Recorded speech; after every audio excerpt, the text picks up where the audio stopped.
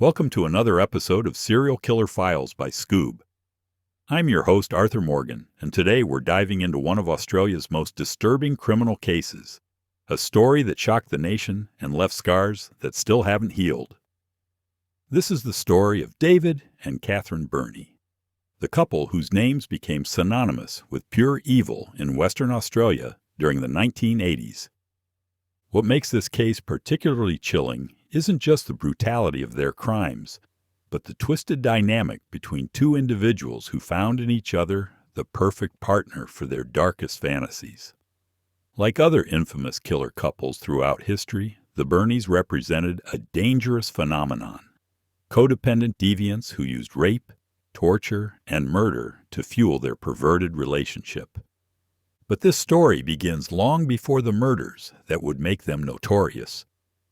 It starts with two damaged children whose paths crossed in the most fateful way, setting in motion a chain of events that would ultimately claim the lives of four innocent young women and destroy countless families.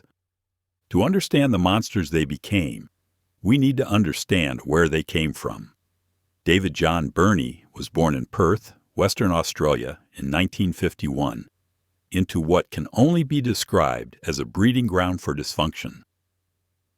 The Birnie household was notorious in their neighborhood, a place characterized by neglect, violence, and antisocial behavior that left deep psychological scars on everyone who lived there. From his earliest years, David was exposed to alcoholism, domestic instability, and criminal activities. Positive role models were non-existent in his world. He became emotionally withdrawn, showing early signs of social detachment and a complete absence of empathy. Teachers at school noticed his lack of interest in academics and his inability to connect with classmates. He was becoming increasingly isolated, building walls that would eventually house the darkest of fantasies. At 15, there was a glimmer of hope. David was accepted as an apprentice jockey at Eric Parnham's stables, a chance to channel his energy into something positive. But even this opportunity was tainted by his disturbing nature. Supervisors were alarmed by incidents of animal cruelty, and despite showing potential, his career was terminated due to his sadistic tendencies, disciplinary problems, and multiple arrests for petty theft. This dismissal only deepened his sense of alienation, and it was during this period that David began developing an unhealthy fascination with pornography, particularly violent and degrading content. This distorted his perception of sex, power, and intimacy, and by his mid-teens, what started as interest had escalated into compulsive behavior, laying the psychological foundation for the sadistic tendencies that would later manifest in the most horrific ways. Catherine's story begins with tragedy. Born Catherine Harrison in 1951, she lost her mother at just 2 years old, a loss that would shape her entire life. Her emotionally distant father, perhaps unable to cope with raising a daughter alone, made the decision to relocate to South Africa, but the arrangement was short-lived. At just 4 years old, Catherine was sent back to Australia to live with her maternal grandparents. Imagine the psychological impact on a young child, losing her mother, being separated from her father, and living across continents. The upheaval left lasting emotional scars, fostering deep-seated feelings of abandonment and loss that would define her relationships for the rest of her life. Catherine was a quiet, timid child who struggled to form close relationships. Her grandparents provided physical care, but often fell short in offering the emotional support she desperately needed. This lack of nurturing created an intense craving for connection, a vulnerability that would prove to be her downfall. At the age of 12, fate intervened in the cruelest way when Catherine met David Birnie. He was already 14, 2 years older, and exhibiting the troubled, emotionally controlling behavior that would come to define him. By the time Catherine was 14, she had entered into a sexual relationship with this disturbed young man, a relationship marked by control and imbalance from the very beginning. What happened next was perhaps inevitable given their psychological profiles. As David and Catherine transitioned into their teenage years, they began engaging in petty theft together. But this wasn't just about money or rebellion. This criminal activity served as a bonding exercise, reinforcing their unhealthy and increasingly destructive relationship. For Catherine, these crimes represented something more than just breaking the law. They were a way to connect with David, to prove her loyalty and devotion to the person who had become the center of her emotional universe. For David, Catherine's willingness to participate validated his antisocial tendencies and gave him a sense of control that he craved. The crimes eventually caught up with them, and both ended up in jail. This separation might have been the end of their toxic relationship, but sometimes fate has other plans. After her release, Catherine attempted to build a conventional life. She became a live-in domestic worker and eventually married her employer's son, Donald McLaughlin. She seemed to be on a different path, one that led away from the darkness she had shared with David. Catherine and Donald had 6 children together, and for a while, it appeared that she had found the stability and love she had always craved. But the emotional pull of her connection with David remained strong, like a poison in her bloodstream that no amount of conventional happiness could neutralize. In 1985, Catherine made a decision that would alter the course of multiple lives forever. Despite having what appeared to be a stable marriage and 5 children who needed her, she abandoned her family. Just weeks after giving birth to her 6th child, she left Donald and moved in with David Birnie, taking his surname despite never marrying him legally. This reunion was not the romantic reconciliation one might expect. Instead, it quickly evolved into a dark and abusive relationship driven by shared fantasies of sexual violence. David had spent years nurturing his twisted desires, and in Catherine, he found not just a willing participant, but someone whose emotional dependency made her the perfect accomplice.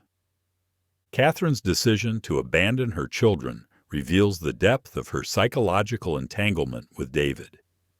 This wasn't just love or attraction. It was a complete surrender of her autonomy and moral compass to someone who represented everything dark and destructive about human nature. The couple became deeply entrenched in their own sexual deviancy, growing increasingly obsessed with enacting David's fantasies of abduction and rape. What started as disturbed conversations and twisted role-playing would soon escalate into something far more sinister. October 1986 marked the beginning of what would become known as the Moorhouse murders. The couple had reached a point where fantasy was no longer enough. David's escalating desires demanded reality, and Catherine had become so psychologically dependent that she was willing to follow him anywhere, even into the abyss of murder. Their first victim was a 22-year-old university student, full of life and promise, with no idea that accepting what seemed like a harmless offer would lead to her death. The couple abducted her and brought her to their dilapidated house on Perth's outskirts, a house that would become synonymous with horror. At knife point, they tied and gagged her before chaining her to a bed. The systematic nature of their actions reveals the level of planning that went into these crimes. This wasn't a crime of passion or opportunity. It was calculated, methodical, and designed to maximize their victims' helplessness and terror. David raped her multiple times while Catherine looked on. For Catherine, this represented a crucial moment in her transformation from someone who had simply made bad choices to someone who was actively participating in the destruction of another human being. Her presence wasn't passive. It was a form of psychological torture for the victim, who had to endure not only physical assault, but the knowledge that another woman was watching and doing nothing to help. After satisfying their twisted desires, they drove their victim to a remote wooded area. There, they strangled her with a nylon cord and buried her in a shallow grave. The murder was complete, but rather than feeling satisfied or horrified by what they had done, the couple found that they wanted more. Over the following weeks, the Birnies committed 3 more near-identical crimes. Each murder followed the same horrifying pattern: abduction, captivity, sexual assault, and murder. But with each killing, their methods became more refined, more calculated, and more brutal. What's particularly disturbing is how quickly this became routine for them. The couple developed a meticulously crafted modus operandi characterized by deception, control, and carefully orchestrated domination. David was skilled at drawing victims in through seemingly benign offers or friendly interactions. His manipulative charm served to exploit the victim's trust, effectively lowering their defenses. Once victims were isolated, the Birnies would resort to physical restraint, a fundamental aspect of their operation.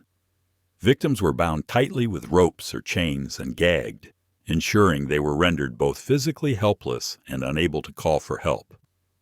Their home, particularly the bedroom, became a chamber of horrors where victims were held captive for extended periods. The sexual domination carried out by David was marked by its ritualistic and methodical nature, revealing a cold, calculated need for control. Catherine's role gradually escalated from passive observer to active participant, highlighting the deeply entrenched codependency that fueled their twisted fantasies.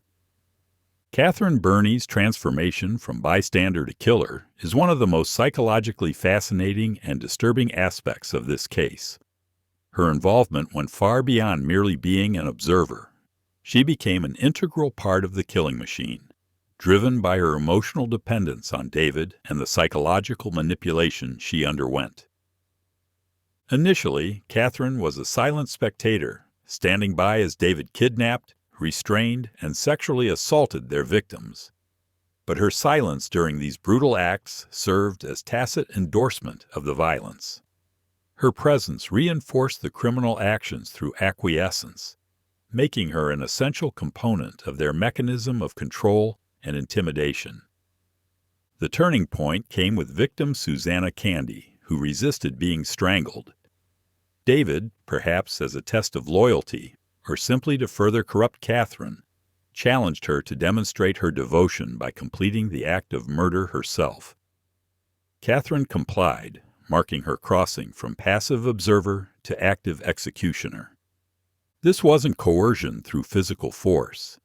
It was a choice rooted in her emotional attachment to David and her desperate need to prove her allegiance. When it came to victim Nolene Patterson, feelings of jealousy became evident as Catherine insisted on eliminating what she perceived as a threat to their relationship, transforming from accessory to instigator. Psychiatrists would later characterize Catherine as totally dependent on Birnie and almost totally vulnerable to his evil influence, noting it as one of the most severe cases of personality dependence ever seen by the court. The couple's final murder was particularly gruesome and disturbing, so much so that it even shook Catherine, who by this point had become desensitized to violence. The victim was a 21-year-old woman, abducted from a bus stop, who had no idea that her simple journey would end in unimaginable horror. Following their established pattern, they took her to a remote forest location where David raped her. But this murder would be different from the others. Instead of strangulation, David decided to use a knife, stabbing the young woman several times. The brutality escalated beyond anything they had done before. As David began covering her with dirt, believing her to be dead, something horrifying happened. She sat bolt upright. The victim, despite her severe injuries, was still alive. David, caught off guard, struck her with an axe, but the initial blow failed to kill her. In a moment that reveals the depths of his brutality, he was forced to split her skull open with another swing. This level of violence seemed to shake even Catherine, who had by this point participated in multiple murders. The savage nature of this particular killing, the victim's desperate attempt to survive, and the brutal way David finished her off represented a new low in their reign of terror. Just 5 days after their most brutal murder, the Birnies captured another victim, a 16-year-old girl walking near her home in Nedlands. This would prove to be their final crime, and ironically, it would be Catherine's psychological state that led to their downfall. Still shaken from the previous killing, Catherine made a rare but crucial error. She left the girl unbound while David was at work. This mistake would prove to be the thread that unraveled their entire criminal enterprise. The teenager, showing remarkable courage and presence of mind, seized the moment and escaped through a bedroom window. Her detailed description of her captors and their location would lead directly to the couple's arrest and bring an end to their killing spree. On November 10th, 1986, the tranquility of Willagee was shattered when a distressed teenage girl, half naked and visibly traumatized, stumbled into a local supermarket crying for help. Her appearance immediately prompted an emergency response from police, who transported her to the Palmyra police station. After receiving medical attention and regaining some composure, the teenager recounted her harrowing experience in vivid detail. She described being approached by a man and woman who seemed to need directions, only to be threatened with a knife and forced into their car. She led police to the decrepit house at 3 Moorhouse Street, Willagee, where she had been held captive. Police officers investigating the case immediately recognized the potential connection to a series of missing person cases involving young women in Perth. They had suspected the presence of a serial killer, and this survivor's account provided the first concrete lead they had received. When police arrived at the Moorhouse Street address, they found it empty, but they set up surveillance from a nearby van. Their patience was rewarded when Catherine arrived and unlocked the front door. She was arrested immediately, and David was apprehended shortly thereafter at his workplace. Initially, both David and Catherine vehemently denied all allegations. They claimed the teenager had willingly consumed marijuana with them and insisted that any sexual activity had been consensual. It was a pathetic attempt at deception that quickly crumbled under intense police interrogation. David was the first to break. Under sustained questioning, he eventually confessed not only to the abduction and rape of the teenager, but also to something far more shocking, the murders of 4 other women. The confession opened the floodgates to a horror story that even experienced detectives found difficult to process. Catherine maintained her initial story until she learned of David's confession, and, true to form, her loyalty to David extended even to their downfall. She couldn't maintain her lies once he had revealed the truth. She agreed to cooperate with investigators, leading police to the burial sites of their victims. The grisly discovery tour led to 3 unmarked graves within Gleneagles National Park near Armadale and a 4th at the Nangara Pine Plantation north of the city. 3 victims had been strangled, while the 4th had suffered the brutal death by stabbing and axe blows that had so disturbed Catherine. The trial of David and Catherine Birnie became a media sensation that gripped not just Western Australia, but the entire nation. The details that emerged painted a picture of depravity that shocked even seasoned court observers and legal professionals. Both defendants pleaded guilty to all charges, perhaps recognizing that the evidence against them was overwhelming and that any attempt at denial would be futile. They were each sentenced to life imprisonment, with the judge making it clear that their crimes represented some of the most heinous acts ever committed in Australian criminal history. During the proceedings, Catherine exhibited a mostly stoic demeanor, seemingly detached yet fully engaged with the process. Her fate was largely determined by her active participation in the crimes, and the court rejected any notion that she had been merely a passive victim of David's influence. David later attempted to appeal his sentence, but his efforts were unsuccessful. The appeal process revealed no mitigating circumstances that could justify reducing his punishment for such calculated and brutal crimes. Prison life for the Birnies was marked by the isolation and danger that typically faces those convicted of such notorious crimes. David, in particular, struggled with incarceration and the reality that he would never again experience the freedom that had allowed him to pursue his twisted fantasies. In 2005, David Birnie's story came to an end when he died by suicide in his prison cell. His death marked the conclusion of one half of this murderous partnership, but it also renewed focus on Catherine and her continued imprisonment. For many, David's death represented a form of justice, the ultimate accountability for his role as the driving force behind the murders.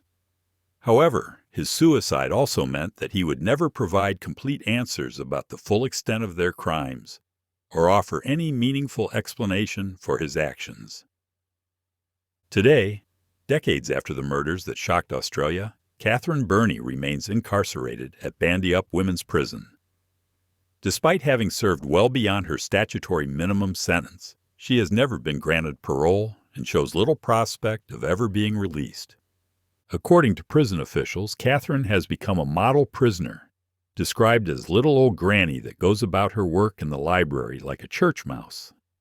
This characterization highlights her advanced age, quiet demeanor, and apparent lack of threat to prison security. The question of Catherine's continued imprisonment has become a subject of debate among legal advocates and criminal justice experts. Some argue that she has fulfilled her obligations to society and that her ongoing detention serves more as societal vengeance than legitimate justice. However, the parole board has consistently rejected any consideration of release, apparently influenced by the heinous nature of her crimes and public sentiment that continues to view her as one of Australia's most hated criminals. The impact of Catherine's crimes extended far beyond her victims to encompass the family she abandoned to pursue her dark reunion with David. Her ex-husband, Donald McLaughlin, and their 6 children were left to deal with the devastating aftermath of her choices. Remarkably, some family members have shown extraordinary compassion. Donald has spoken publicly about his continued affection for Catherine, noting that, "You can't stop loving someone after 15 years of marriage." His mother believed that Catherine had been a peaceful person until David re-entered her life, suggesting that her transformation was not inevitable. Catherine's nephew Leonard described her as compassionate and loving, asserting that violence was never part of her nature until circumstances drastically changed. These testimonies paint a picture of someone who might have lived a completely different life under different circumstances. During her imprisonment, Catherine wrote a poignant letter to her 6 children, explaining her decision to change her name to shield them from media attention. She expressed confusion and remorse over her actions while acknowledging the possibility that she might never be released. The Moorhouse murders left an indelible mark on Australian criminal history and continue to influence public discourse about justice, rehabilitation, and the nature of evil. The case raises profound questions about human psychology, the dynamics of toxic relationships, and the circumstances that can transform apparently ordinary people into monsters. The systematic nature of the Birnies' crimes, their cold calculation in selecting and disposing of victims, and the way they fed off each other's darkness represents one of the most disturbing examples of collaborative evil in modern criminal history. For the families of the victims, the pain continues decades later. 4 young women with their whole lives ahead of them were brutally murdered to satisfy the perverted desires of 2 individuals who had surrendered completely to their darkest impulses.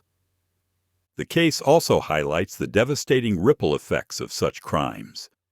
Catherine's own children, Donald McLaughlin, the extended families, and the Perth community all bear psychological scars from the Birnies' actions. As we close the story of the Moorhouse murders, one chilling truth lingers. Evil doesn't always wear a mask. David and Catherine Birnie looked ordinary, but together they unleashed something monstrous. Their story isn't just about murder. It's about how loneliness, obsession, and pain can twist into darkness beyond reason. Even now, decades later, Catherine sits behind bars, while the nation still asks, was she a victim of control or a willing partner in horror? And what really happens when two broken souls find each other and ignite? If you think you've heard the full story, you haven't. Download the Skoob app now to uncover the complete case, exclusive details, and hidden layers behind the Moorhouse murders. Until next time, stay curious and stay safe.